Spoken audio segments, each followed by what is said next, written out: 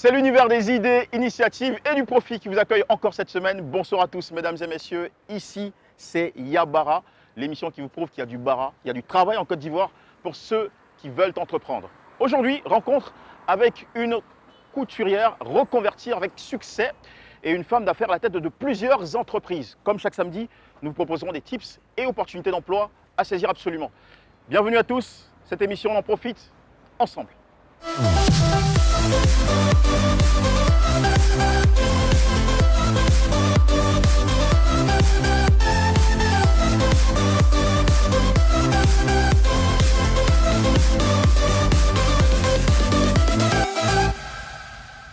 Nous partageons cette émission en compagnie de Madame Akanza Margaret. Bonsoir Madame. Bonsoir Michel. Merci beaucoup de nous ouvrir les portes de votre commerce du chips florissant.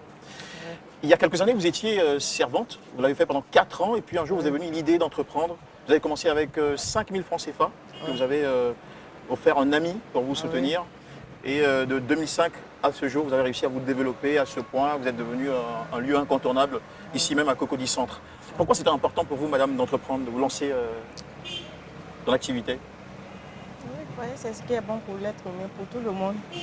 Donc, je peux dire que si tu as l'idée de faire la chose, c'est mieux de le faire parce que t'as beau même rester comme ça, c'est pas bon pour l'être humain. Donc, il ne faut pas être fainéante aussi, il faut être courageux, il faut entreprendre, il faut essayer de faire un peu de tout ce qui sourit pour toi. Bon, tu continues ta chose, quoi. Et comment l'entrepreneuriat a changé votre vie aujourd'hui? Bon, aujourd'hui, c'est fatigant, mais c'est encore mieux. C'est fatigant, mais c'est encore mieux. C'est pour dire que toute chose, en tout cas, c'est pas facile. C'est pas facile.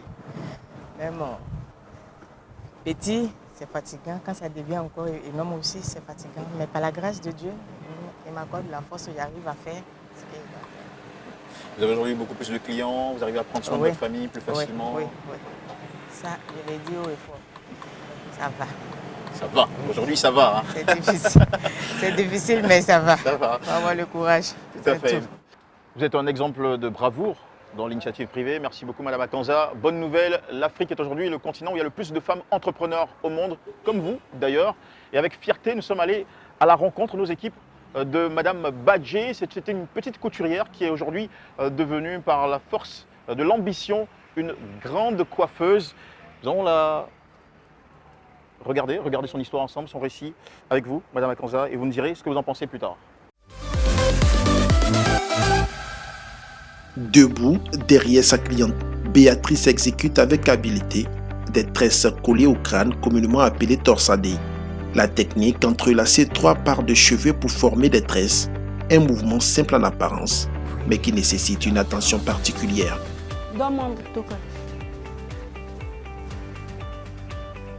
Faut pas serrer les nattes là. Les nattes là, faut pas serrer, faut relâcher. Tu vois la façon que je fais pour moi. Nous sommes à Cocody Riviera dans le salon de coiffure de Béatrice Badjé. Cet entrepreneur de 35 ans vit aujourd'hui sa passion transformée en business. Mais rien ne le présageait. J'étais dans la couture, je ne me sentais pas. Je n'avais pas l'amour. C'était un peu dur à apprendre. Mais ça ne passait pas, quoi. J'apprenais malgré moi-même. J'étais dedans malgré moi-même. J'ai fait 3 ans même dedans, mais ça ne même pas fait simple en anglais. Quand tu aimes quelque chose, même si on dit qu'il y a danger là-bas, là, tu vas tout faire pour rentrer. Les gens me demandaient pourquoi tu peux abandonner la couture pour aller dans la coiffure. La coiffure, il n'y a rien. Il y a beaucoup de femmes qui font la coiffure. Donc pourquoi abandonner la couture, aller dans la coiffure? Je dis non, c'est une question d'amour. L'histoire de Béatrice, comme celle de nombreuses femmes entrepreneurs, est le plus souvent confrontée à la problématique d'accès au financement. Grâce à un prêt de l'agence emploi jeune d'un montant de 700 000 francs CFA, Béatrice ouvre une seconde boutique dans le quartier d'Angré. Cet après-midi, elle s'y rend car c'est jour de compte de la semaine écoulée.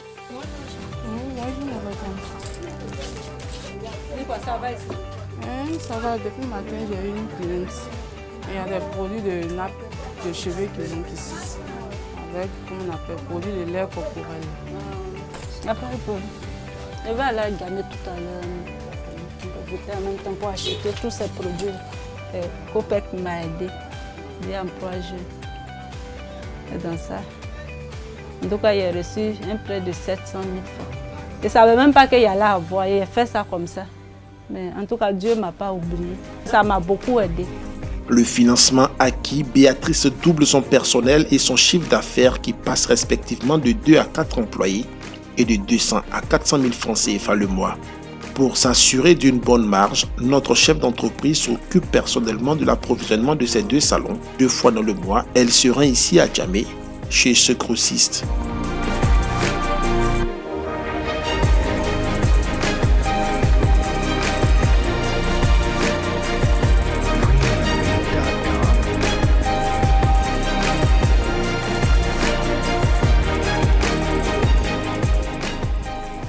C'est un client fidèle, nous travaillons ensemble, ça va au moins 3 ans comme ça. C'est ici, elle accepte les produits. C'est un bon client. La nuit tombée, Béatrice retrouve sa vie de famille. Son autonomie financière est un atout pour son homme.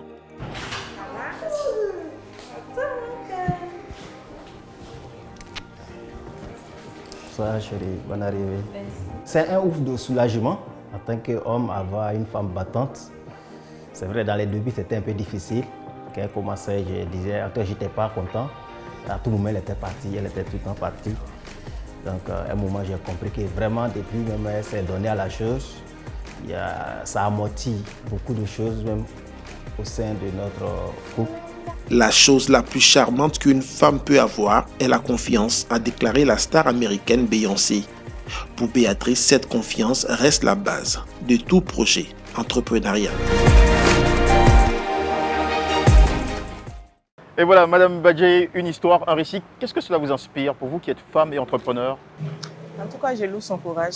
Je loue son courage et je lui dis encore bravo, qu'elle continue et que les autres sachent que si on s'assoit, on ne va rien avoir. Il faut te lever, il faut être comme les autres, il faut regarder les autres. On n'a pas dit d'envier les gens, mais ce qu'ils font, il faut essayer de faire aussi. Tu vas y arriver, ça c'est clair. C'est tellement bien dit et tellement inspirant. Et voilà, merci beaucoup. Nous partons du principe à Yabara que apprendre, c'est grandir. Un peu comme Madame Badjé qui a vu son business s'agrandir grâce également notamment au soutien de l'agence Emploi Jeune, mais aussi grâce à une bonne vision. Et voici tout de suite pour vous quelques éléments sur l'impact de l'entrepreneuriat féminin, bien en harmonie avec le thème de cette émission. Internet et la mondialisation ont fait entrer sur le marché un nouveau type de concurrent. Ces derniers ne sont plus au compte de votre rue, mais à l'autre bout de la planète, avec des prix défiant toute concurrence. Être concurrentiel devient nécessaire non seulement pour être viable, mais aussi pour pouvoir se développer, et cela dans tous les secteurs d'activité. Comment donc se démarquer en 5 points? 1. Transmettez un message clair au client, celui d'un service de qualité. 2. Personnalisez votre offre pour mieux vous démarquer de la concurrence. Ensuite, positionnez-vous sur de nouveaux marchés, innovez, mettez l'individu en avant et enfin, misez sur votre authenticité. C'était notre spécial Bon à savoir, entrepreneuriat féminin, l'entrepreneuriat qui continue de faire des succès autour de nous chaque jour. Nous nous honorons aujourd'hui de recevoir l'un d'entre eux, c'est Madame Valérie Kwame qui a travaillé pendant 14 ans dans plusieurs entreprises à des niveaux de responsabilité différents et qui en 2015 a décidé de se lancer à son propre compte. Elle est aujourd'hui à la tête de plusieurs entreprises dans le domaine des assurances, du marketing et du commerce et surtout initiatrice et commissaire en chef du Salon africain des assurances. Et ça tombe bien. Bonsoir Madame Valérie. Bonsoir. Alors, un plaisir de vous avoir dans ce programme. Vous avez une histoire qui nous inspire. Quand on a servi à ces différents lieux et occasions, qu'est-ce qui nous pousse à un moment donné de se dire « je veux voler de mes propres ailes » ? Après avoir tourné dans plusieurs entités, c'est vrai qu'on a vécu beaucoup de soubresauts. À un moment donné, on a l'impression que c'est pas la peine de travailler pour les autres et qu'on a envie de travailler pour soi-même. Mais au-delà, on se dit on a de la valeur et qu'on peut essayer d'être des exemples pour les autres. Donc, séparons-nous de ce qui s'est passé, je veux dire, de vie professionnelle. Mettons-nous dans, je veux dire, l'action entrepreneuriale et on se jette et puis on voit la suite après. Et depuis que vous vous y êtes lancé, vous avez aujourd'hui des satisfactions. Quel est votre bilan d'évolution ? Je me dis, je suis encore au début parce que j'ai beaucoup à faire. C'est vrai que ça n'a pas été facile d'être là où je suis actuellement, mais mon bilan, le petit bilan que je peux faire, c'est que J'ai vécu des situations difficiles, mais ça m'a encouragée à aller encore plus, à aller de l'avant et à chercher à atteindre le sommet. C'est vrai qu'au départ, quand je commençais, j'étais dans le début de ma volonté de rentrer dans le secteur de l'entrepreneuriat. Donc, vous imaginez, sans rien, on se lève et puis on se dit, je veux faire ça.